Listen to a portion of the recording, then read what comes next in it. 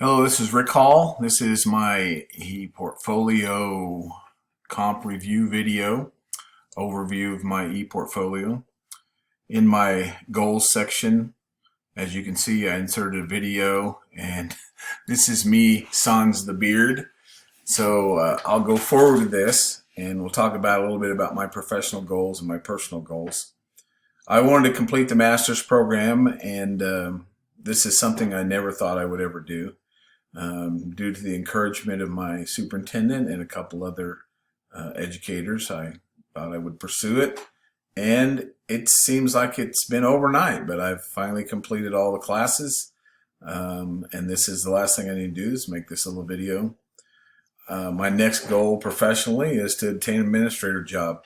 Here at Elkhart, there actually is a principal position open. There are two other qualified individuals that applied for it as well. So come what may, I could have the opportunity to become an administrator in August.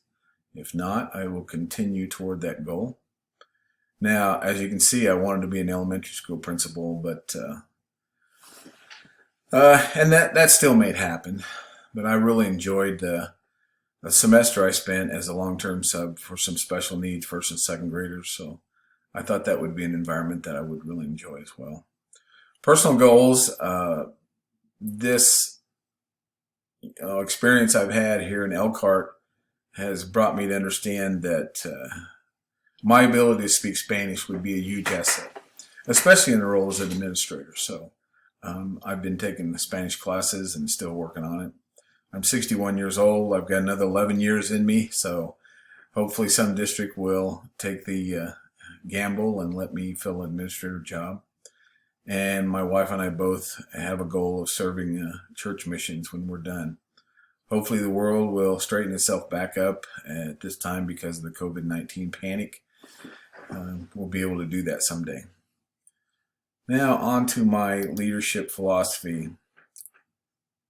I really liked the one class I had to take around leadership. And the reason I liked it, it helped me identify some things that I strongly believe in. My leadership philosophy it's simple. It's take care of those you're responsible for no matter what. Through the class, I learned that I was a servant leader, and I think that's pretty much true. The 4 simple points of my leadership style would be to service to others, have no fear to do the right thing. And Simon Sinek has a great book that I really like. It's called Leaders Eat Last. So that's kind of my philosophy as well. In this little graphic here, one of the things that I really enjoyed about Winston Churchill was he defined success as being able to go from one failure to another without loss of enthusiasm. And we've all had failures. The important thing is to keep it in perspective and continue to have that enthusiasm. Okay, so that's my leadership philosophy. Go back here. My program of study. I started back in, let's see, I've got it over here. I started back in the spring of 2018 and basically took 2 classes every semester, 2 in the summer, and I've completed all the classes that are required by the program. This is my current resume. I've been in Elkhart for 3 years as a classroom teacher. Before that, I worked for the Oracle Corporation in Oracle software as a project manager and as a software analyst. So I've got invaluable experience all over the world. I worked in Europe, the Middle East. I worked with Chinese teams, worked in Mexico, and I worked all over the United States. So I had the opportunity to work with diverse populations in my job as a consultant. Now, before that, I actually taught school 7 years before that, Scott City, Wellsville, and a little town down in Arkansas called Risen. I'm married. My wife and I have been married for 35 years. She's German. I met her when I was in the military. I have 4 grown children. In the military, I was a Pershing missile EMOS qualification specialist. I had a cosmic top secret security background. I'm a ham radio license holder. I have a BSc from the University of Central Arkansas, undergraduate from Johnson County Community College there near Kansas City, and I've coached basketball, baseball, and football.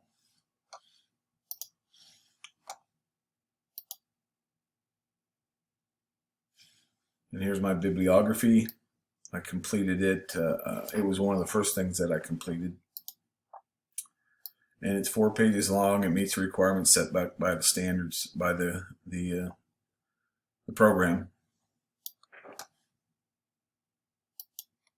Of course, this is my comp exam. I'll insert this into my ePortfolio when the video's done. And when it comes to district, I've completed all my district responsibilities. I completed 6 of them. I was on the KISA team. I didn't head it, but I was a member of the KISA team.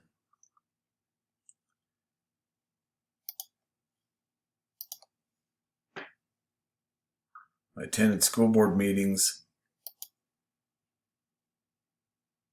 communicated the things from the KISA team and school board meetings to key stakeholders in the community. And the majority of my district stuff was done in the KISA activities. We did have a community work day, and I was responsible for supervising a group of young men who replaced the vinyl fencing in our cemetery. We put in almost 3/4 of a mile of fencing. The cemetery is rather large here at Elkhart, and the opportunity to serve them brought us some really good feedback from the community. Now, I had planned on doing the majority of my elementary activities this last 9 weeks, but due to COVID and because of the requirements to stay at home, that changed a little bit.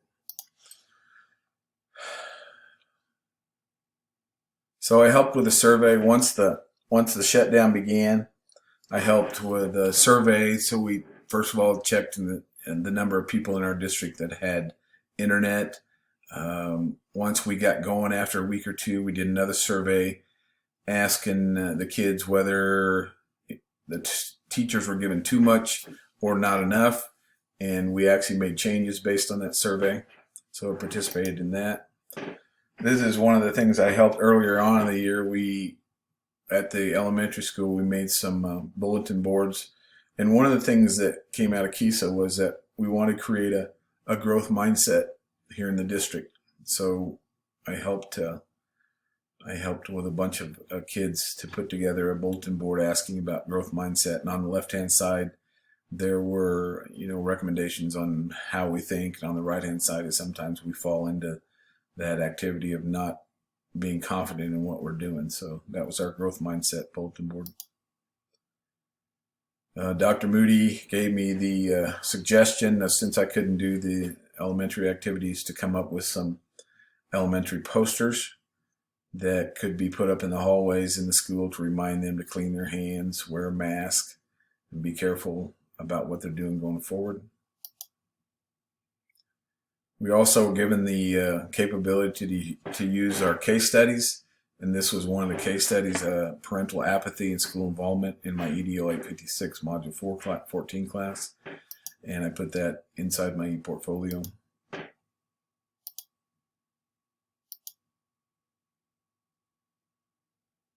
This was a presentation that I had to do in one of my classes for monitoring education and cyberbullying. Again, another one of the case studies for my AEP 858, low test scores, what to do with that.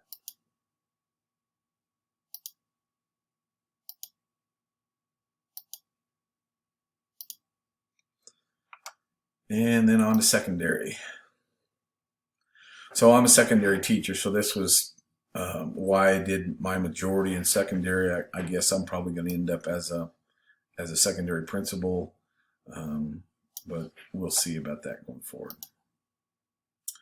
In my classes, I changed the way I did things about 2 months into the year based on feedback from the Kansas State assessment person for social studies.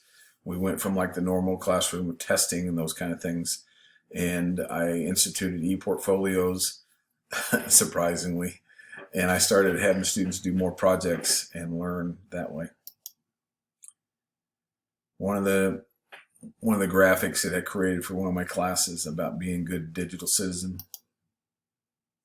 We instituted a Stay in Your Lane program here at the high school, try to get athletes, parents, and students and coaches to stay in their lane during athletic events. This is one of the new technologies I introduced to my classroom. MindMeister was a mind mapping tool. This is a special education discipline flow that I had to create for my class that I shared with my local SPED teacher, and she really liked it. During the playoffs here in basketball, I was asked to monitor the rowdy crowd, and that's me in the orange right there, and this was our Elkhart rowdy crowd.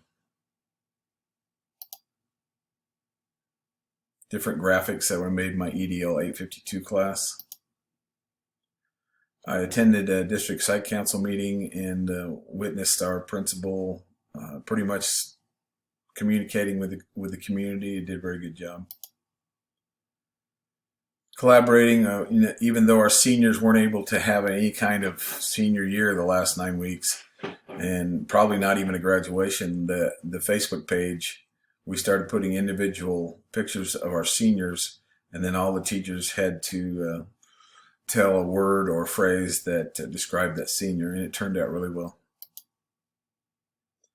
This was a counseling statement that I came up. I used these in the Army. The counseling statement can be either positive or negative, but I started using it in my classroom. This is from my EDL 854 class, a graphic that can be put up about handling of monies. In my EDL 856 class, I all created a presentation about understanding my community and why it was important. Knowing the customs, knowing the population, knowing the community groups and communication channels in your community. I did an education system. We were trying to get a 4-day work week here at Elkhart, and I was asked to write up my experience of being hired at Elkhart and also asked to present this to the board when it met next time. And that's my secondary.